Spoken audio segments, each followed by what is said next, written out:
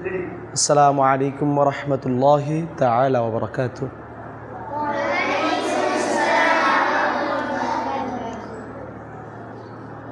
ইন্নাল হামদুলিল্লাহ ওয়াসসালাতু ওয়াসসালাতু আলা মান লা নাবিয়্যা বা'দা আম্মা বা'দ ফাআউযু বিল্লাহি মিনাশ শাইতানির রাজীম বিসমিল্লাহির রহমানির রহিম ইন্নাস সালাতা তানহা আনিল ফাহশাই ওয়াল মুনকার ওয়া লাযিকরুল্লাহি আকবার قال النبي صلى الله عليه وسلم أول ما يحاسب به العبد يوم القيامة الصلاة صدق الله مولانا العظيم وصدق رسوله النبي الكريم ونحن على ذلك من الشاهدين والشاكرين والحمد لله رب العالمين. প্রিয় তলাবায়ে আজিজ, ছাত্র ভাইয়েরা, মহান আল্লাহ পাক রব্বুল আলামিন আমাকে আপনাদেরকে সকলকে এক মহান হায়াত দান করছেন, এক মহান জীবন দান করছেন, যে জীবন একমাত্র আল্লাহ পাক রব্বুল আলামিন তার ইবাদত বন্দেগী করার জন্যই, তার গোলামি, তার দাসত্ব করার জন্যই আমাদেরকে দুনিয়ার মধ্যে প্রেরণ করছে। কাজেই আল্লাহ তাআলার দাসত্ব গোলামি আমরা কিভাবে করব? আল্লাহ পাক রব্বুল আলামিন বলে দিয়েছেন যে আমি ইবাদত করার জন্য আমার বান্দাদেরকে, জিন ইনসানদেরকে সৃষ্টি করছি। আর ইবাদতের ক্ষেত্রে মানুষের জন্য উত্তম একটা ইবাদত হচ্ছে, উত্তম একটা বিধান হচ্ছে ইসলামের স্তম্ভ, ইসলামের ভিত্তি 5টা। বুনিয়াল ইসলাম আলা খামসিন শাহাদাতিন আল্লা ইলাহা ইল্লাল্লাহ ওয়া ইকামাস সালাহ ওয়া ইতাজ যাকাত ওয়াল হজ্জ ওয়া সাওম রমাদান। হাদিস শরীফের মধ্যে আসছে যে ইসলামের ভিত্তি হচ্ছে কয়টা? 5টি। তার মধ্যে সর্বপ্রথম হচ্ছে কালিমা তয়বা, যেটা হচ্ছে আমরা ঈমান আনার জন্য আমাদের ক্ষেত্রে প্রযোজ্য। সেটা হচ্ছে কালিমায়ে তয়বা, যে আমি এক আল্লাহর উপর ঈমান আনছি। দ্বিতীয়ত মুহাম্মদ সাল্লাল্লাহু আলাইহি ওয়াসাল্লাম আল্লাহ তাআলার বান্দা এবং রাসূল।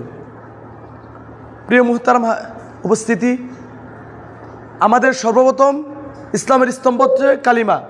যে ঈমানদার ঈমান আনবে, যে কালিমা পরে ঈমান গ্রহণ করবে, যে মুসলমান, যে বালেগ হয়ে গেছে, তার জন্য তারপরে বালেগ হওয়ার পর থেকে তার জন্য নামাজ, ইবাদত, সকল কিছু তার আমলনামার মধ্যে লিপিবদ্ধ করা হয়। কাজেই ঈমান আনার পর আমাদের সর্বপ্রথম কাজ হচ্ছে ওয়া ইকামাস সালাহ, নামাজকে প্রতিষ্ঠা করা। কোরআনের মধ্যে একাধিকবার এই শব্দ আসছে আকিমুস সালাহ, নামাজকে কী করো? প্রতিষ্ঠা করো। নামাজকে কী করো? তোমরা প্রতিষ্ঠা করো। হাদিস শরীফের মধ্যে আসছে যে আউয়ালু মা ইউহাসাবু বিহিল আবদু ইয়াউমাল কিয়ামাতিস সালাহ। নামাজটা এমন একটা গুরুত্বপূর্ণ বিধান, এমন একটা গুরুত্বপূর্ণ জিনিস, যেটা কাল কিয়ামতের দিন সর্বপ্রথম বান্দার বিচার হওয়ার সময় বান্দার যখন হিসাব নিকাশ হবে তখন এই নামাজটাই কি সর্বপ্রথম তাকে হিসাব দিতে হবে। বলা হয়েছে আউয়ালু মা ইউহাসাবু, যখন হিসাব দেওয়া হবে, প্রথম হিসাবটা নেওয়া হবে আউয়ালু মা ইউহাসাবু বিহিল আবিদু, ইবাদতের ক্ষেত্রে বিহিল আবিদু ইয়াউমাল কিয়ামাতিস সালাহ, কিয়ামতের দিন সর্বপ্রথম বান্দার নামাজের হিসাব নেওয়া হবে। কাজেই নামাজের গুরুত্ব কি? অপরিসীম।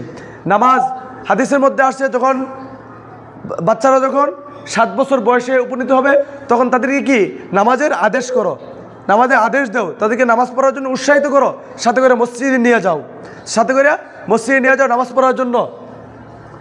আর যখন তাদের বয়স হয়ে যাবে 10 বছর, তখন হাদিস শরীফে আসছে তাদের উপর বেত্রাঘাত করো। কি করো?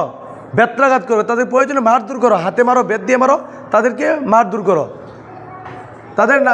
তখন তাদের কি মার দূর করার কথা হাদিসের মধ্যে আসছে। কাজেই সুতরাং নামাজের গুরুত্ব অপরিসীম।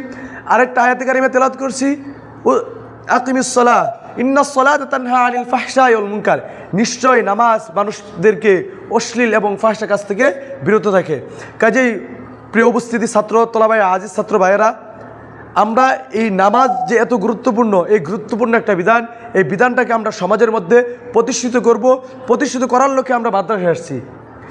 আমরা এলেম কালাম হাসিল করেই আমাদের উদ্দেশ্য সমাজের মধ্যে এলেম কালামটা পৌঁছে দেয়। আর এলেমটা কি? এই নামাজের, ইসলামী শরীয়তের হুকুম আহকাম যা আছে তাই কি আমাদের এই এলেম কালামের মধ্যে শামিল।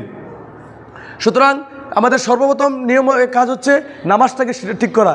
এখানে আমরা কিভাবে নামাজটা ঠিক করব, কিভাবে নামাজের মধ্যে আমরা খুশু নিয়ে আসবো, কীভাবে সহিভাবে নামাজ পড়তে পারবো, নামাজ পড়তে গেলে কি কি প্রয়োজন, কী কী তাসবিহ, তাহলিল, তাশরিক, তাউজ, তাসমিয়া, কোন জায়গায় কী লাগে, সূরা কোন জায়গায় সূরা লাগে, কোন জায়গায় দেরি করা ওয়াজিব, কোন জায়গায় রুকু করতে হবে, কিভাবে রুকু করতে হবে, এগুলো ঠিক করা আবশ্যক। নামাজের বাইরে এবং ভিতরে কত ফরজ, 7 ফরজ, 6 ফরজ, এগুলো জানা কি আমাদের জন্য আবশ্যক। এগুলো সব ঠিকঠাক রেখে আমাদের নামাজ কি, নামাজটা আমাদের সুন্দরভাবে কীভাবে ফুটিয়ে তুলতে পারি, সেই উপলক্ষে আজকে আমাদের এই আয়োজন। আমরা কি করব, এখন নামাজের প্রশিক্ষণ দিব। আল্লাহ পাক রব্বুল আলামিন আমাদেরকে সকলকে এই নামাজের প্রশিক্ষণ যথাযথভাবে দেওয়ার মতো তৌফিক দান করুক, এবং আমাদের আহল পরিবার থেকে ইয়া আইয়ুহাল্লাযীনা আমানু কু আনফুসাকুম ওয়া আহলিকুম নারা।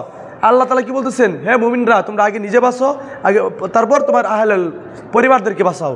কাজেই এখানে কি সর্বপ্রথম আমাদের নিজেদের নামাজটা শিখতে হবে, তারপর আমরা শিখলে না আরেকজনকে শিখাইতে পারবো, না শিখলে কি আমরা আরেকজন শিখাতে পারবো? বলো বলো জি, আমরা না শিখলে আরেকজনকে শিখাতে পারবো না। কাজেই এই নামাজটা আমাদের আগে শিখতে হবে। ইনশাল্লাহ এখন তোমাদেরকে নামাজের প্রশিক্ষণ দেওয়া হবে, সকলে সুন্দরভাবে নামাজের প্রশিক্ষণটা তালিম নিবা, ঠিক আছে?